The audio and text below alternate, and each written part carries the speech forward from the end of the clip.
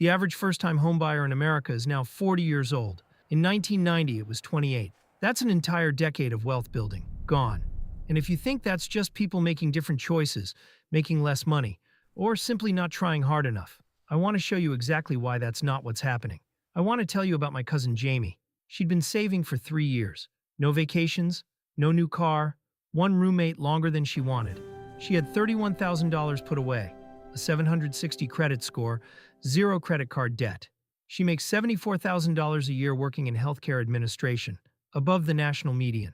By every measure that used to matter, she was ready. She called me one evening and just said, "I don't understand what I'm doing wrong." She wasn't doing anything wrong. That's the whole problem. And once I started digging into the actual numbers, not the real estate agent version, not the bank's version, not the version where someone tells you it's always a great time to buy, what I found was a sequence of decisions, shocks, and structural failures stacked on top of each other over 5 years that made the current situation not just predictable, but almost inevitable. My name is Cash Ethan, and today we're going to walk through every single domino in order with the real numbers, so that whatever decision you're facing right now, you're making it with your eyes fully open. Let's go back to 2020.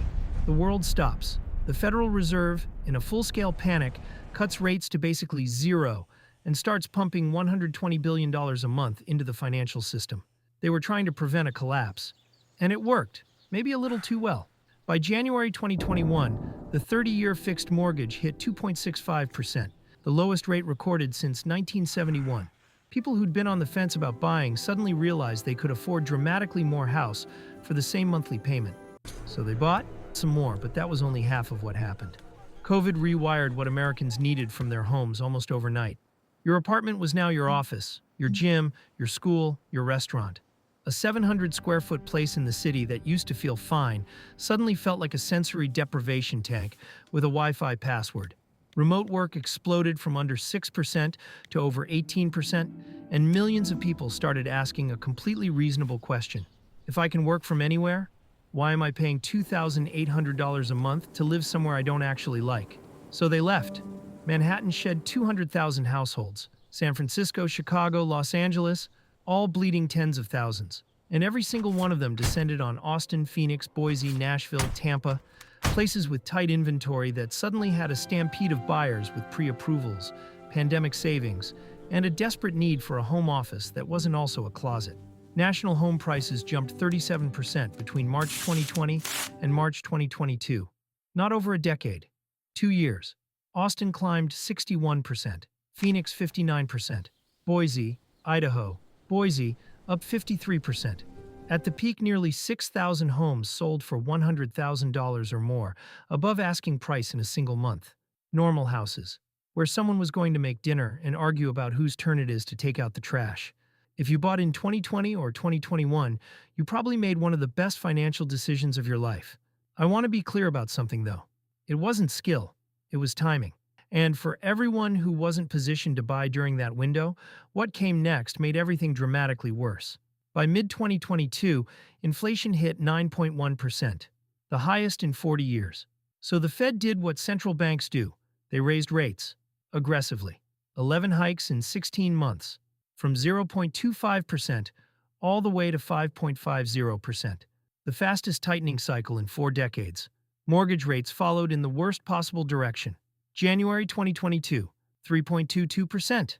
October 2022, 7.08%. October 2023, 7.79%, the highest since 2000. On the same houses people were paying $100,000 over asking for 18 months earlier. Here's what that actually means in dollars. Same house, $400,000 purchase price, 20% down, $320,000 mortgage at 2.65%. Your monthly payment is $1,293. At today's 6.5%, that same loan costs $2,023 a month.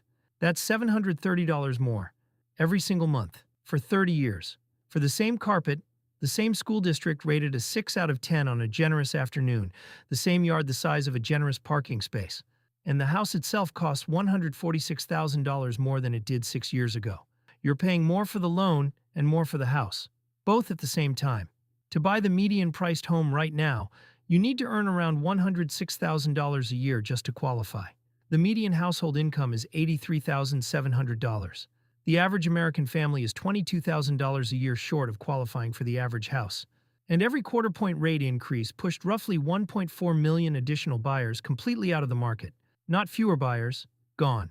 Home sales fell from 6.12 million in 2021 to just over 4 million in 2025, the slowest three-year stretch since the mid-90s. We are selling fewer homes today, in a country with 100 million more people than 1995, than we sold in 1995.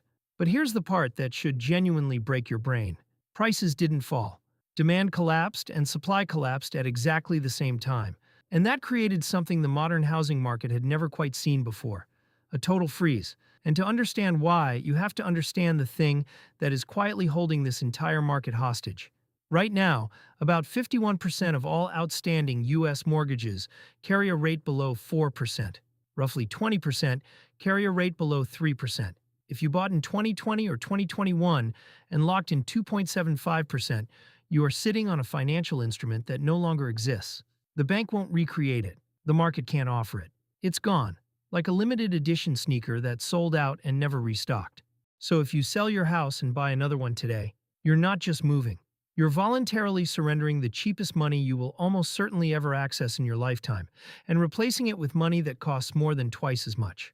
On a $400,000 mortgage, that swap costs $730 more per month. Every month. Forever. That's $87,600 over a decade just in interest. Just for having the audacity to want to live somewhere different. Federal Reserve researchers put the average lock-in cost, the pure financial penalty of trading your old mortgage for a new one, at over $65,000. $65,000 to leave. So the rational homeowner stays put. In the house that's too small. In the nursery that's become a Zoom background. In the neighborhood where they stopped knowing their neighbors 3 years ago. Not because they want to stay. Because a spreadsheet is physically keeping them there. The Atlanta Fed found this effect reduces the probability that any homeowner lists their home by 21 to 23%. FHFA researchers estimated it has suppressed 1.7 million transactions that would otherwise have happened. Active inventory is still 17% below 2019 levels. The market isn't broken in the sense that it's collapsing. It's broken in the sense that it has completely stopped moving, like a door that won't open or close. Just stuck. Now let me come back to Jamie. The median home in her city is $385,000. With 10% down, her loan is $346,500. At 6.5%, her monthly principal and interest is $2,190. Add property taxes, insurance, maintenance reserve. Total monthly cost lands at $3,010. She takes home about $4,650 a month. Housing would eat 65% of it. She'd have $1,640 left for food, transportation, health insurance, utilities, student loans, and the occasional reminder that she is a human being with a social life. She cannot afford this house. Not because she's irresponsible, because the income required to comfortably buy the median home in her market is $110,000, and she makes $74,000. That gap isn't a personal failing, it's structural. It's baked into the math. And there are millions of people in Jamie's exact position. Financially solid, doing everything right, being told by every cultural signal around them that they should own a home by now, while being quietly excluded by numbers that never appear in those signals. I know what that feels like. It doesn't feel like a crisis. It feels like opening Zillow for the 16th time this week and saving a house you know you can't afford, just to have somewhere to put the feeling. It feels like watching your rent go up $150 in March and realizing your down payment timeline just got 3 months longer for a deposit you've been building for 3 years.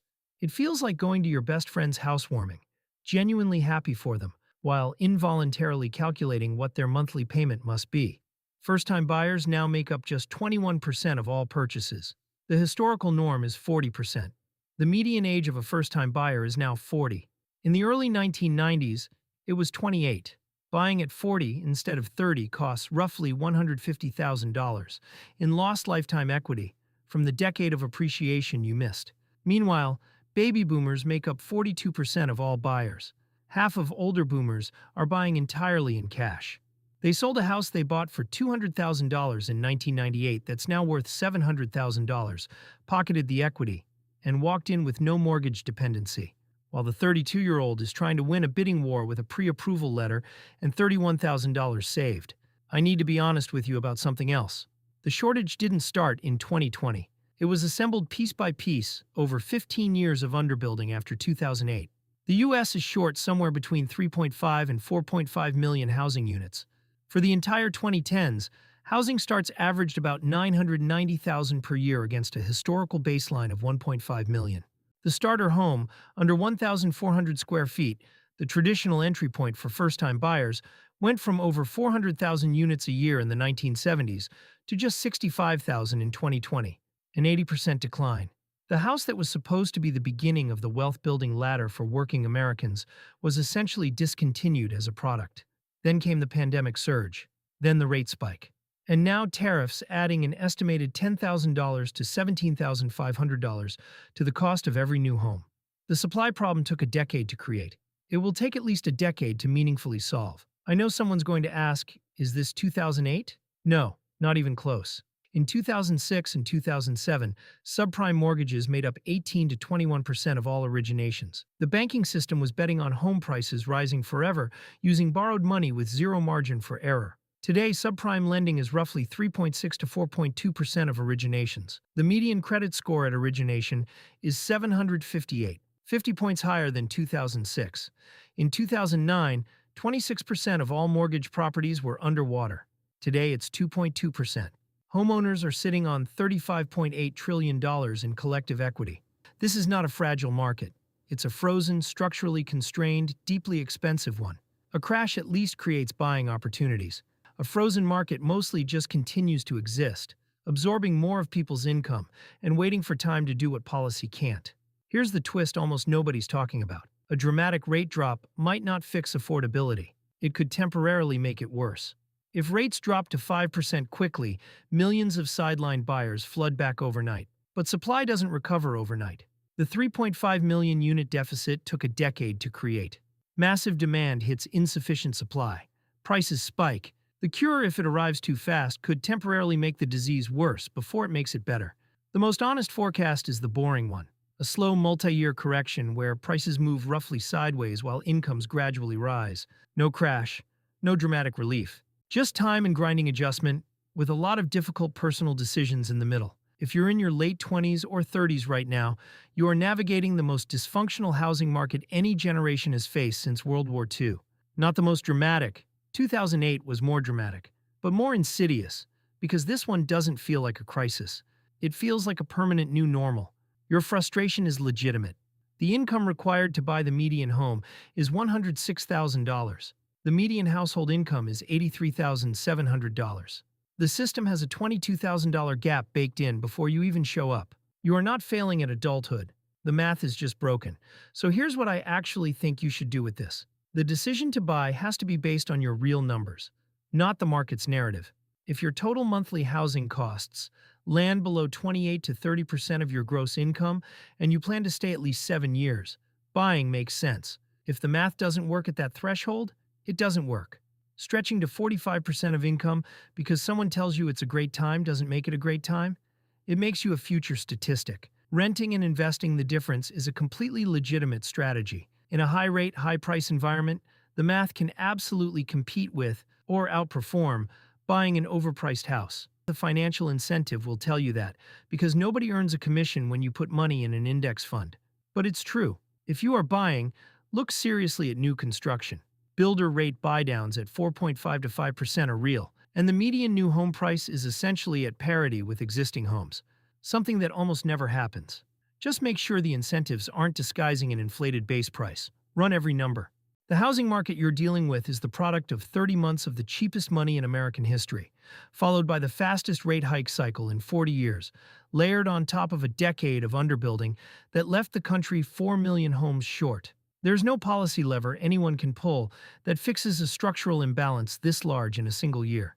Jamie ended up not buying. She moved to a smaller city, got a remote-friendly role, cut her target home price by $90,000, and is 18 months away from a down payment that actually makes sense for her income. It wasn't the plan, but it was her real math, not the market's narrative. That's the only move that actually works right now. You're not crazy for looking at listings and thinking none of this adds up. It genuinely doesn't. And understanding exactly why, that's the first step toward making a decision that works for you. instead of just participating in collective financial insanity because everyone around you insists that buying is always the right move. Now you know why it isn't. Not yet. Not at any price. Run your numbers. I'll see you in the next one.